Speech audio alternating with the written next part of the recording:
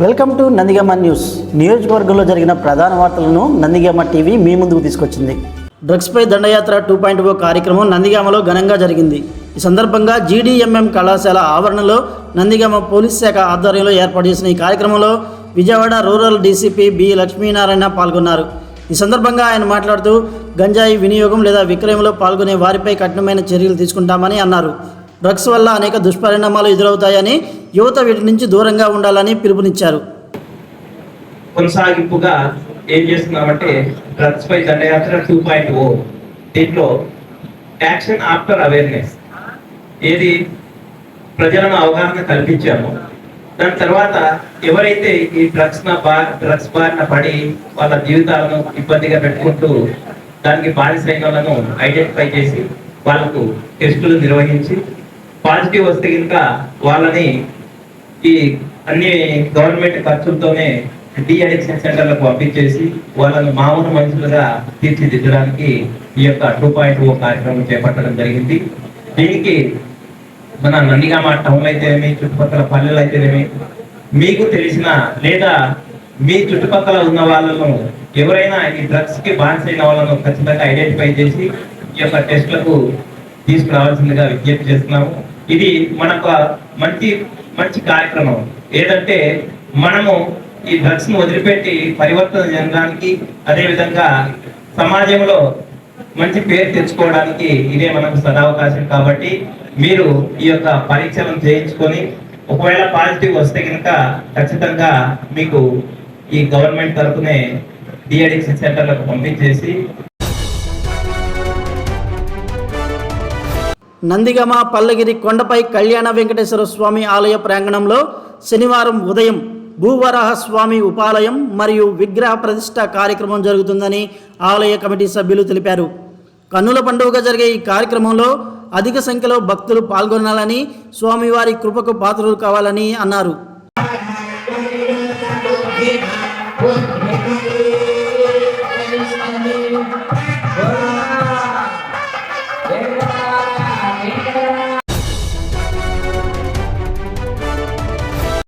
ఎన్టీఆర్ జిల్లా నందిగామ ఆర్టీసీ బస్టాండ్లో సమాచారం తెలిపే వారే లేరని ప్రయాణికులు వాపోతున్నారు.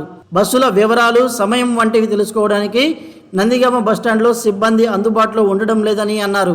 ఎన్డీజీ న్యూస్ ప్రతినిధి బస్టాండ్కు వెళ్లి పరిశీలించగా విధుల్లో ఉండాల్సిన సిబ్బంది బస్టాండ్ ఆవరణలో సంచరిస్తూ కనిపించారు.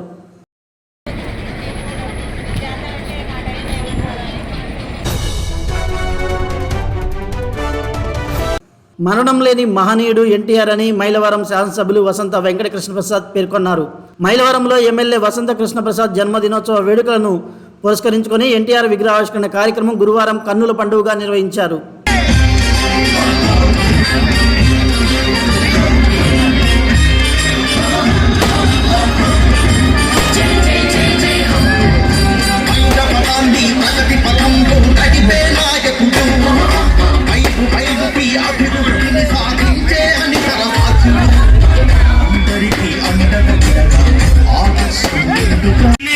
తాకట్టు పెడితే కాదు, మేము మద్రాసీలం కాదు, మేము ఆంధ్రలో, మాకంటూ ఒక వ్యక్తిత్వం ఉంది అని చెప్పి తెలుగు హక్కులకై పోరాటం చేసి పార్టీ పెట్టి 9 మాసాల్లోనే పార్టీ అధికారంలోకి తీసుకొచ్చి ఎన్నో సంక్షేమ అభివృద్ధి కార్యక్రమాలు ప్రారంభించి ఈ రోజు జరుగుతున్నటువంటి 4,000 రూపాయల పెన్షన్ కి ఆ మహానుభావుడే ఆద్యుడు.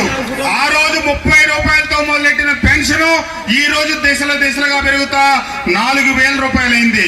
అంతేకాకుండా పేదలకు పట్టడి అన్నం పెట్టాలని చెప్పి కిలో బియ్యం 2 రూపాయల పథకం తెచ్చిన, పేదోడికి శాశ్వత గృహ నివాసం కల్పించాలని చెప్పి పక్కా ఇళ్లు మొదలెట్టిన, బీసీలకి బడుగు బలహీన వర్గాలకి రాజ్యాధికారం కల్పించిన మహానుభావుడు అన్న నందమూరి తారక రామారావు గారు. ఆ మహానుభావుడు వేసిన దారిలోనే ఈ రోజు మనం ఎన్నో అవమానాలకు గురై ఒకప్పుడు మద్రాసు నుంచి విడిపోయి ఇబ్బంది పడ్డాం, ఇటు హైదరాబాద్ తెలంగాణ నుంచి విడిపోయి ఇబ్బంది పడ్డాం. ఈ రోజు అన్న నందమూరి తారక రామారావు గారు స్థాపించిన పార్టీలో చంద్రబాబు నాయుడు గారి నాయకత్వంలో ఆయన తెలుగు వారి ఆత్మగౌరవం కోసం పనిచేస్తే ప్రపంచంలో ఎక్కడున్న తెలుగు వాళ్ళైనా ముందుండాలని పనిచేస్తున్న నాయకుడు చంద్రబాబు నాయుడు గారు. అట్లాగే మన యువ కిరీటం, భవిష్యత్తు మన ఆశా జ్యోతి, మన నాయకులు లోకేష్ బాబు గారు, వీరందరూ కలిపి ఆ మహానుభావుడు స్థాపించిన పార్టీని మరింత వేగంగా ఆంధ్ర రాష్ట్రం తెలుగు ప్రజల అభివృద్ధి కోసం ముందుకు నడుపుతా ఉన్నారు.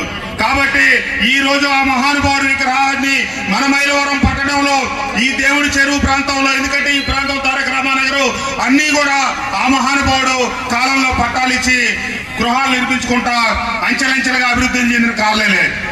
కాబట్టి ఆ మహానుభావుడికి ఘనమైన శ్రద్ధాంజలి ఘటిస్తూ జోహార్ అన్న నందమూరి తారక రామారావు గారు, జోహార్ అన్న నందమూరి.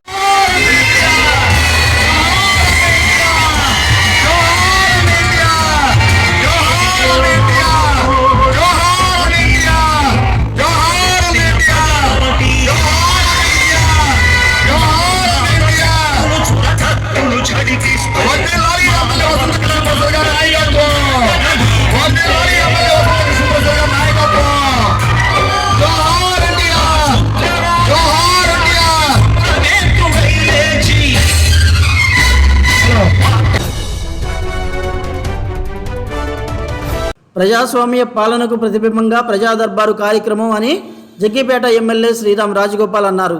ఈ సందర్భంగా జగ్గీపేట మున్సిపాలిటీ కార్యాలయంలో శుక్రవారం ప్రజా దర్బార్ నిర్వహించారు. ప్రజల నుంచి అర్జీలను స్వీకరించి సంబంధిత అధికారులను పరిశీలించాలని తెలిపారు.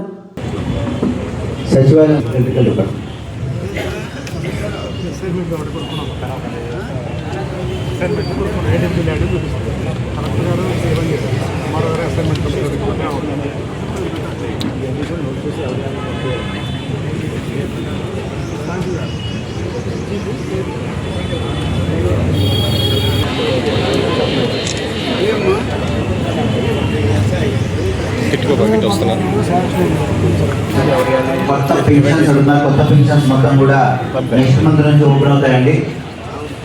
వచ్చే నెల నుంచి కొత్త పెన్షన్స్ మొత్తం కూడా సచివాలయం వెళ్తున్నారో సచివాలయం రిజిస్టర్ చేసుకోవచ్చు.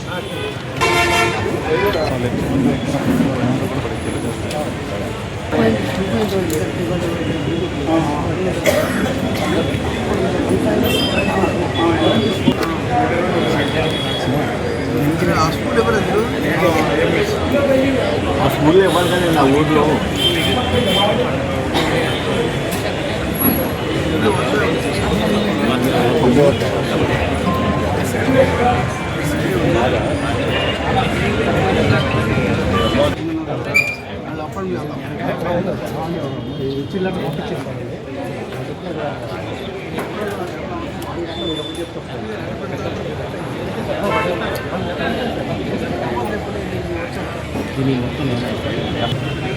నేను జానకి